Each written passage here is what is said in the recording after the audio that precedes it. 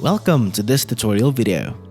The goal of this video is to show you how to add a referring doctor within the GoodX Desktop app. In this video, we will start on a data manager screen which is within the MedApps model. Click on the list option on the menu bar. Click on the referring doctors option from the list. The referring practitioner screen will open. From here, you will be able to see all previously added referring practitioners on the list displayed. To add another referring practitioner, simply click on the plus button.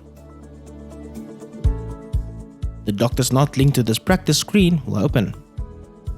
Click on the plus button one more time. On this screen, you will be able to fill out the fields with the relevant and applicable information. If you have completed the fields but do not wish to save the new information, click on the cancel button to exit the screen without saving. Click on the save button to save the information entered and return to the previous screen. Now, click on the OK button. The referring doctor screen will open, where you have the opportunity to add the unique identifier code of the practitioner. Click on the cancel button to exit the screen without saving.